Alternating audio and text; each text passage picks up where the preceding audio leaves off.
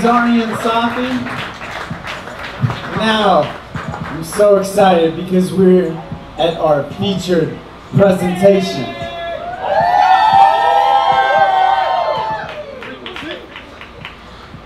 Our feature is Mwende, aka Freequency,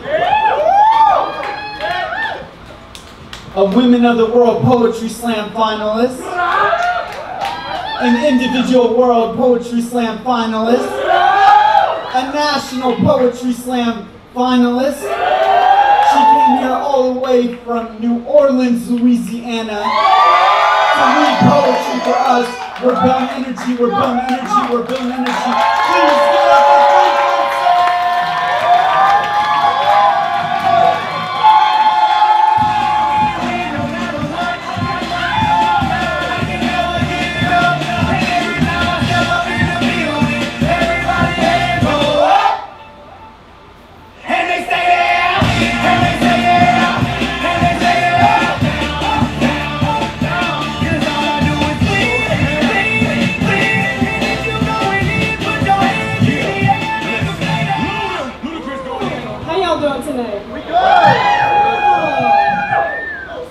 I'm gonna need that energy to keep coming because I was born like 87 years old, and this is like way past my bedtime.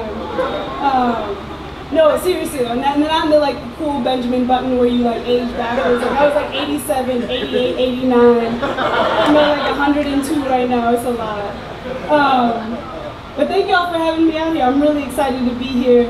Almost didn't make it. Not traffic, because I got the dates wrong. I posted on my Facebook yesterday, I was like, yo, I can't wait to be in Houston, and Safi texted me and was like, you mean on Wednesday? And I was like, I need to get my life together. So shout out to Akeem Alaj. Akeem actually drove me out here today. And if it's cool, I know there's only one microphone up here, but because of that, I'd like to invite Akeem to come up and do a poem with me. Yeah! He's actually my teammate on Team Snow Slam. Oh shit! You just saved her.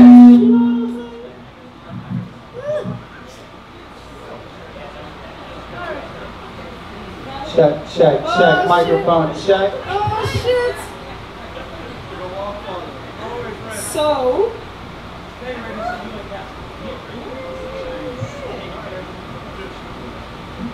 this is the piece that we're gonna beat your slam team with. Whoa! Hey! Let's do it! Let's do it! Bang bang! That's what we're doing. I'm just saying. Bang bang! He's gonna turn me off like that's happening. Talk about competing. I do not endorse or not endorse a statement. We'll see you in Denver. I'm very Switzerland, just very. All right, y'all ready for this? Yeah. Recently, a study done on the families of Holocaust survivors revealed trauma can be passed down through genes. Its effects, so powerful, they reshape the genetic code of kin. Poison a family tree from the roots up, so for seasons, the newest branches refuse to seek the sun. Can you imagine what the study would have revealed if it was done on black people? What trauma is twisted in the double helix of beings who for centuries were told they were not human. Can't feel no sadness, told it's natural selection the way that sad black bleeds red. See, history tells us that black people don't feel, that our skin thick, that we age slow, can't feel no pain because pain is too human a thing to feel. And ain't that why Emmett's mother showed us her son's bloated body as a reminder that skin don't stretch like this unless handled by hatred. But these days, we erase the pain of our violent deaths with a smirk, stitched to look peaceful at the wake. We name our bullet hole stigmata and call our hurts a holy thing. But this here isn't you.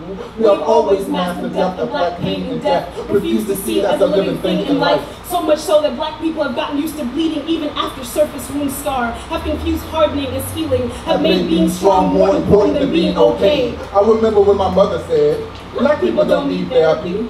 She says this as if she envisioned her trauma into euphoria, as if her own sadness did not chokehold her tongue to where she can't be loving towards her children. See, when black elders say that this generation is not as strong as previous ones, I remind them that Sambo's smile was painted on his tar-blackened face. I say, stigma is my segregation. It keeps doctors' doors locked with whites-only signs above them. I remind them that therapy could have been a useful tool during the civil rights movement, that the children of Malcolm X and Harriet Moore probably needed support the way the parents of Sandra Bland and Eric Harris do.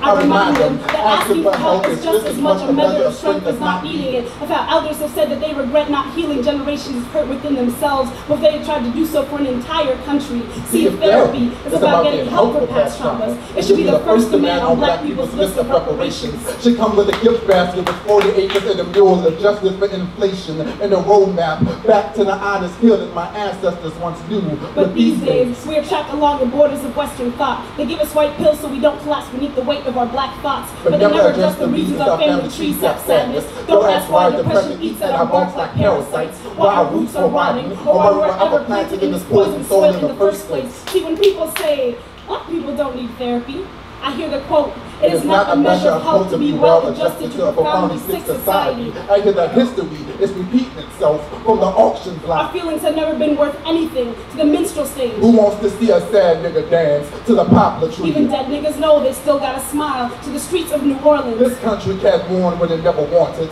to this stage. We heard the size of not another black pain poem. I hear that all of this is working exactly as it should be.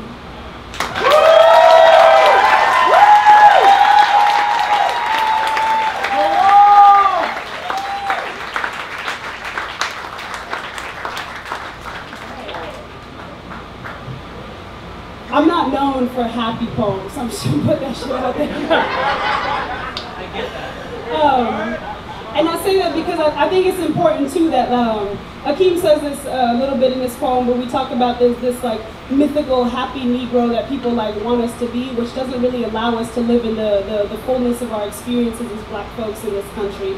And I say this as somebody who was raised in this country but was not born in this country, and so I also had to recontextualize myself in my blackness and what that meant as an identity factor here in the United States and back home. So before I get into the story that I wanted to tell today, which is, I've been thinking a lot about what decolonization means as a process. And I've also been thinking about how blackness differs across borders. And one of the things for me that's been most surprising is like, I was born in Kenya. Hey. No, you get over Kenya. Kenya the shit though. I mean, it's corrupt, but it's still the shit. But in the United States, I've lived my entire existence here as a dark-skinned woman.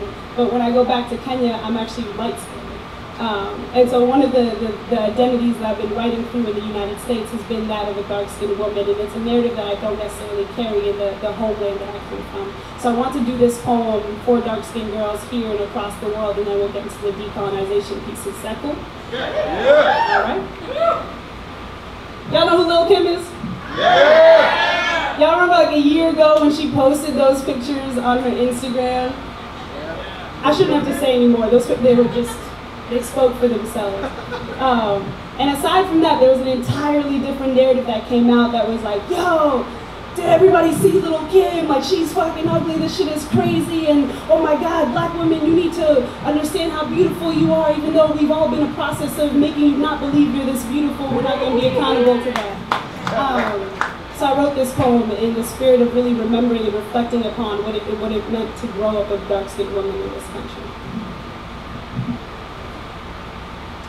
And this is for dark-skinned girls who've considered skin bleaching when your blackness was too much. When Lil' Kim posted a photo of herself with newly porcelain skin, her hair dyed blonde, makeup painted to Maybelline perfection, but this time using Becky's foundation.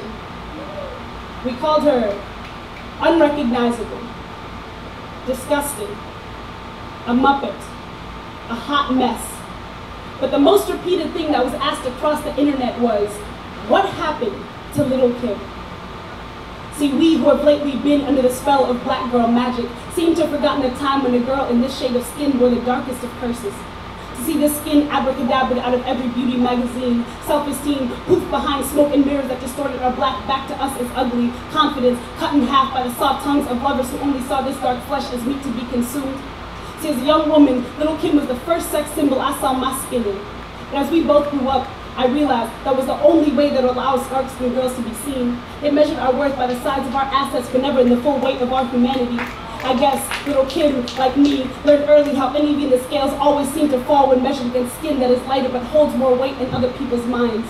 And yes, I know that we black people like to pretend we left all that colorism back on the plantation, or in the 1990s, or last year when we brought the dashikis out of the backs of our closets. But the other day, a dark-skinned girl that I work with wrote a poem pretending she was the sun and asked black people why they hate it so much, why they hate her so much, why they hate themselves so much. And I guess I have the same questions too, because in one day, I saw over 50 black people post memes about Little Kim's changing skin tone. They dared to question, what happened to Little Kim? As if any woman wakes up one day and decides she's not enough without first being told so. Kim, we saw you as a siren, but we never bothered to ask why you made an alarm of your own body.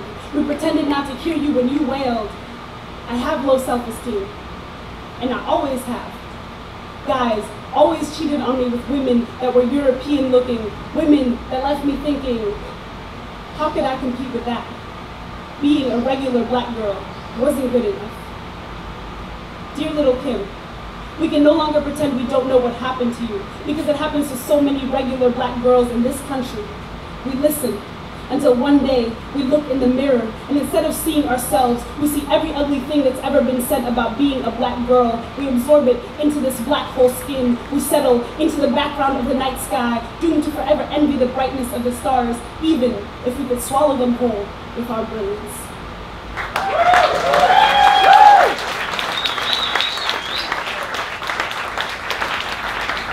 This is the awkward part of the show where I interrupt the feature. What do we think about Frequency so far? Here's your opportunity to back that up. I'm going to pass this tip jar around.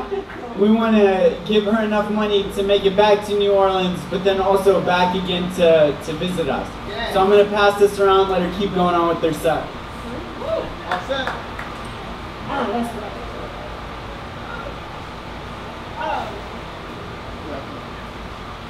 Aside from generally being like 3 years away from turning into a pile of dust, I just came from South Africa 3 days ago, so I'm feeling a lot of weight in my bones.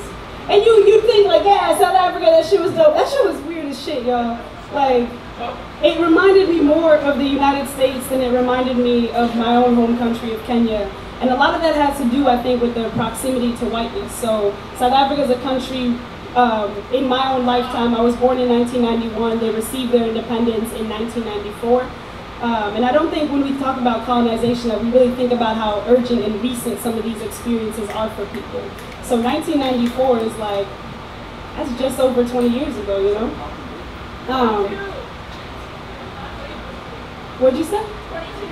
22, just over 20. I'm a poet, not a mathematician, so chill. And I say that because my first night in South Africa, I had this experience where I was like bringing my suitcases along, and there was this like, the lobby's like this big, and I could have gone all the way around or like through the center. And I went through the center and I accidentally hit somebody's bag. And it happened to be a white lady, and she happened to yell at me. She happened to tell me that I should have gone around because I was on occupied land. No, seriously, why people fix their mouths to say shit like this, like across the world? And I say this because like, this is why it reminded me so much of the United States versus in Kenya, because in Kenya, like, yes, we received our independence and like, but low-key, white people are still up there like in the best of our lands, but they're far away, they're removed. We don't have to like deal with the vision of them every day, but being in South Africa and really being able to like see how different races were interacting with each other, and also how different power dynamics were still being shared, made me write this poem. So, new shit. New shit. My first night in South Africa. After crossing waters where my kin still stand, unable to find eternal rest on ocean beds, I find myself floating in a sea of black faces from every current that licks the coast of this continent. I am lost at sea. I am emergent in every face my eyes behold between blinks. I hear myself in every turn of the tongue, regardless of the language that confines it. I have floated so far from the shores of reality when my suitcase, it grazes lightly like a full gazelle against another woman's back. I return from the paradise my mind has vacationed my sense of space to. I begin to unpluck an apology like sweet fruit from beneath my tongue when this white woman in South Africa raises her voice to me like I am a child whose careless hands have come too close to spilling the rainbow stew in this nation's melting pot. She screams at me, "Go around." Her entitlement, filling the deep valleys that disbelief has caused on her face. In that moment, I am sure that she has packed all of the white man's burdens in her suitcases. As she speaks, and her every word becomes shoveled to unearth the ghosts of apartheid, we are toe to toe in this haunted hallway as she continues, "You need to go around. This land is occupied." She says this, and she traces her finger through the air as if the act of drawing borders is her inheritance.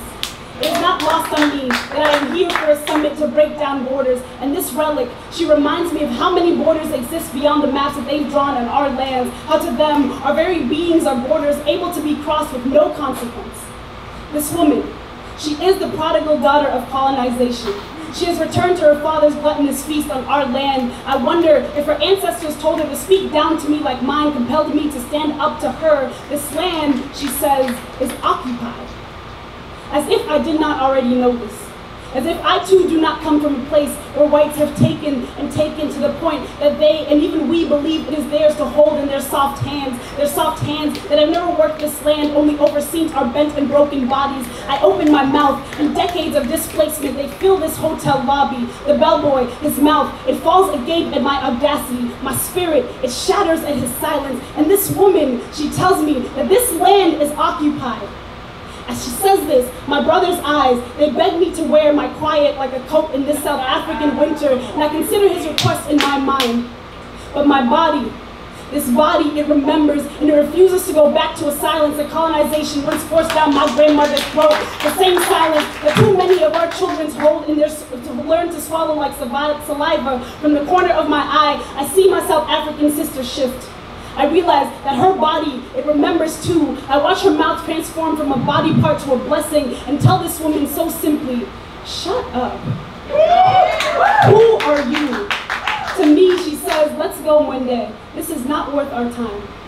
We disengage from that which means to only take and take. Her body, it remembers that it belongs here, that it was birthed here, that it was not imported by false burdens and promises. She reclaims this occupied lands and makes us way for both of us to pass. And later, she whispers to me how maybe the sons and daughters should be made to pay the price that their fathers put on our heads, that maybe they understand that this land was never theirs to begin with. I respond with a throat full of thanks. I tell her that I almost took this woman's bag and I threw them across the hotel lobby, how I imagined her clothes. They became a flock full of birds taking flight in that lobby, and we pictured the scene of paradise in our minds. Our mouths, they burst open like ripe coconuts knocked down in the winds of change. See, we are a lineage of laughter and survival. We be the recognition that sometimes they are both in the same, and sometimes our joy is our being, and our being is a reminder that we are still here, that sometimes being here is enough of an act of resistance, enough of a reminder that though the project of colonization is ongoing, it is an ongoing failure. Let our every breath be a reminder that we are still here. We are still here, that we have always been here, and we will always be here.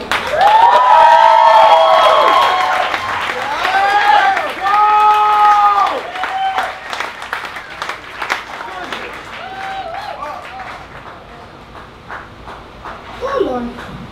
Sometimes I read that poem and I'm like, that shit really happened, yo. Oh. I wrote this next piece because that's some of the shit that people whose colonized minds, like they fix their mouths to say. But when I talk about colonization, I truly want us to remember that it goes beyond the borders that they drew on our land. And it really was a psychological project, right? So if you go to South Africa, there's a museum where they quote a whole bunch of folks who were involved in apartheid. And one of the quotes that stuck out to me the most mirrors this Malcolm X quote that says, "Only a fool would let their oppressors educate their children." I wrote this piece because I was thinking, what is it that colonization says to us on an ongoing basis as folks who have been colonized, as folks whose lands, bodies, spirits, religions, existences have been colonized, and how do we make sure that we are not listening to those messages as we move forward in our everyday existences? So this poem was written in the voice of colonization, as if it's speaking to me, because this is something that I deal with on a consistent basis as someone who is Pan-Africanist, as someone who travels back home often, but also as somebody who has been raised in this country and has to deal with what that means in terms of my own identity development. And it's written after a poet named Sasha Banks. Colonization says to the Kenyan girl, I never asked to be greater than you. And you may never have asked for my greatness, but how are you to know that you needed it anyway? You see, I once studied your people. I shuddered at the shape of their small skulls. I discovered them empty as the Rift Valley, and I filled them with myself. See, I wish I could say it was difficult one day, but I need you to know that it was at least necessary. The thing that you should always remember is I did this for your own good. That I sent my own flesh and blood across oceans to save your people from themselves, that I feared our ships would sink beneath the weight that burdens white men, but I had faith in our divine mission. Did you know, when I arrived, that your people, they stood proud behind their backwards traditions, that most had never read, let alone seen the Bible, but did you know that most had also never seen a gun? That all they knew were sticks and stones and spells, but soon they learned one way or another what it meant to bow on their knees before a greater power. You see, I claim this land as my own.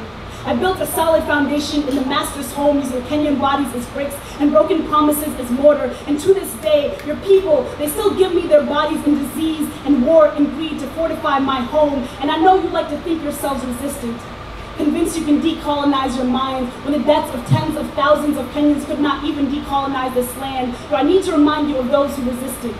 Those who scream rebellion from the rotting mouths of walking corpses, how the waterfalls of blood failed to water the seeds of a true revolution, how it barely quenched the greedy thirst of future Kenyan presidents that I groomed in my backyard to run my country for me when I left. And when I left, your people, they didn't even notice all that I took with me. But what's more, they didn't seem to notice how much of myself I'd left behind. See, I know you like to pretend that going home is all shambas and goat meat. I know that you never mentioned the KFC and the burger spots at the mega mall, or how English, it is the official language of Kenya. I've noticed that you hide these things as if you are ashamed of me. But one day, I need you to know that if I had never come, then you would never have been brought here. That you might have been born in the woods instead of a hospital. Another animal snarling at the sun, your mother screams, howling alongside the wind. But look at you now. Am I not the reason you stand where you are today? Do people not tell you how beautiful I sound coming out of your mouth? Did your parents not have to thank me when they left their ancestral homes, praying to my God for journey mercies in a language I packed tightly beneath their tongues? Did I not give your country my greatness? Do they not sit at the world's table even though we stole the materials to build it? Do your children not now look like me? Do they not bleach their skin and hide their coarse hair? Are your traditions not grains of sand lost in the desert of remembrance? My customs, an oasis of assimilation, my language, a gift that I gave you so you can thank me. So thank me. Use the tongues I did not cut from your primitive mouths to do so. Raise high the hands I did not sever in gratitude, for I have given you everything I have not taken away, and forgiven you for forgetting who you were before I came.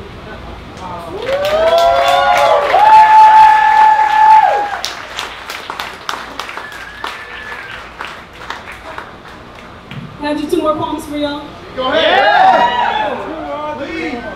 All the poems. All of them. I don't know. I asked Safi if I could feature for 48 hours and he said no. I know. Blame Safi. I'm like, this motherfucker. I can't be mad. Safi bought me the shirt that I'm wearing. He's a really. I'm not saying Safi wants to be black. I'm just saying if he was offered the option. He wouldn't say no.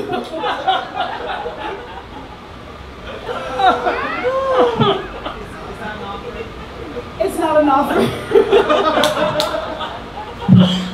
Oh Lord.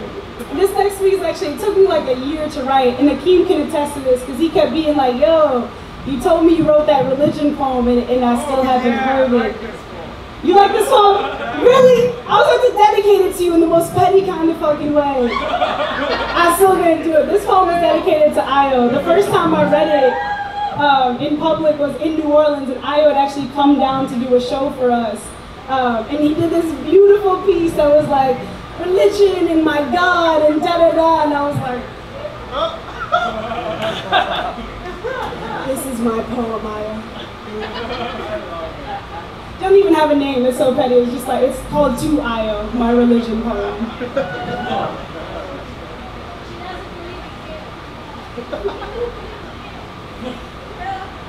When I was a girl, my family emigrated from Kenya to the United States.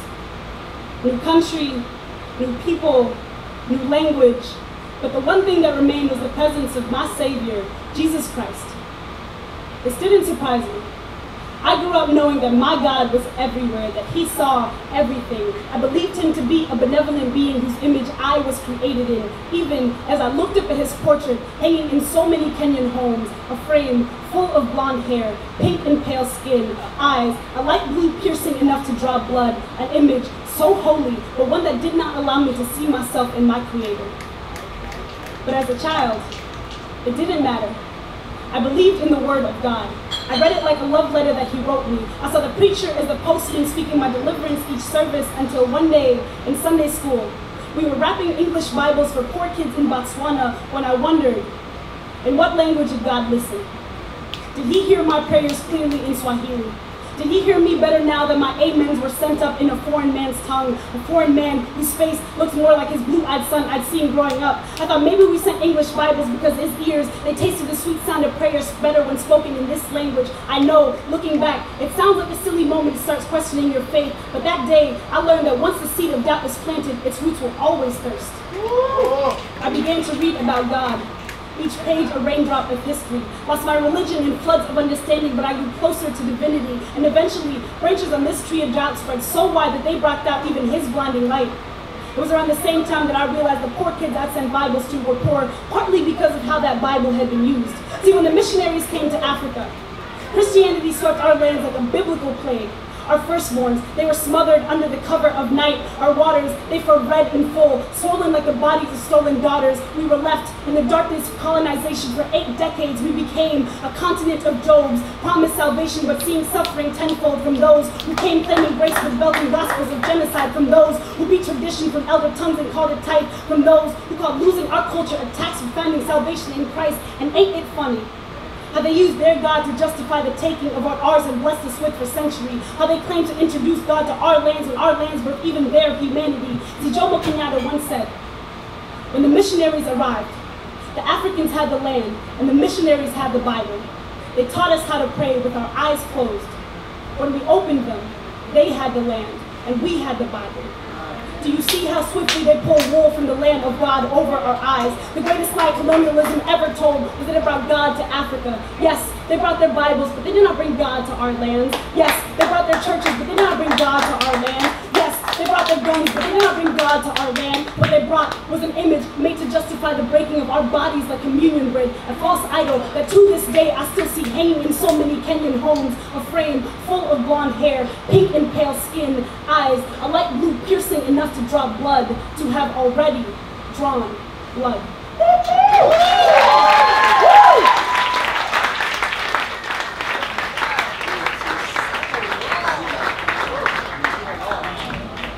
Thank you all so much again for having me tonight. I really appreciate you. Give it up for yourselves. It's a Wednesday night. It's so awesome. I have copies of my book available over there by Keem and me. It's called Becoming Black. I also have some jewelry that's handmade in Kenya because there's this really fucked up thing that happens when capitalism coincides with culture, where like folks who are of the culture never really benefit capitalistically from it. And so I realized a lot of folks in this country who are trying to reconnect to their African roots were doing so through like China or like other channels. And you laughing, but you know it's true. This is my Nigerian brother right here. He laughing, he's like, yeah, that shit ain't Kente cloth, it's not. And I say that because honestly, like, if there's a moment right now that's happening where Africanization is becoming popular, can we at least make sure that Africans are the ones who are benefiting economically from it? How much are the books? How much are they? They're $10. Only $10! You can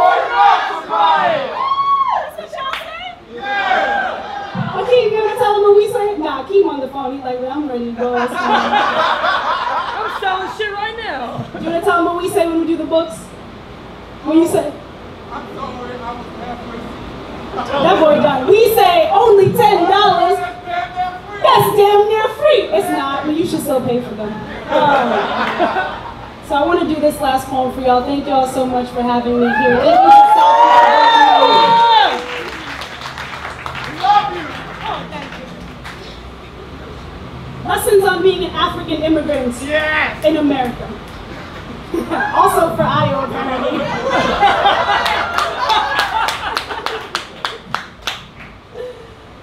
Lessons on being an African immigrant in America. 1. Lose your accent. People will make fun of the African girl, but nobody fucks with the black girls.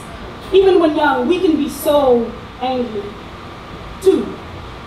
Don't stare at white people. They're not animals in the zoo. 3. When they stare at you like an animal in the zoo, do not be confused. Do not bare teeth or they reach out to pet you, to touch your hair without permission. You are, after all, so exotic, so foreign, so other. Some would even call you inhuman. They will call you alien. They will ask you who called your spaceship to crash land your brain-drained dreams onto these western shores. These western shores have already landed ships from your world and we invaded it. But this is the 21st century and we don't need chains to make slaves of people anymore. 4. With a name like Mwende, Kalandu, Katwiwa, the first day of school will suck. Do not envy your brother David or blame your mother Lucy. The way their names will smooth our foreign tongues is proof that colonization and assimilation go hand in hand, but you are your grandmother's legacy.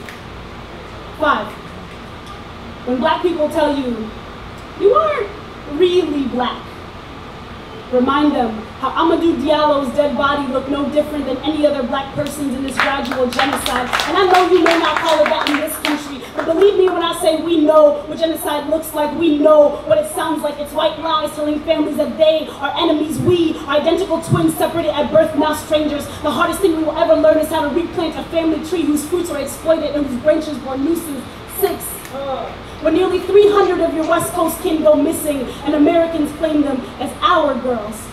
Refrain from asking questions like, why did it take a month and a hashtag for them to claim family when it was in the news? Or why were the 60 schoolboys attacked by Boko Haram claimed as our boys too? Instead, ask if they do not Coney 2012 these 234 to the backs of their browsers, that they not be the kind of family who only shows up to $12 weddings and funerals. 7.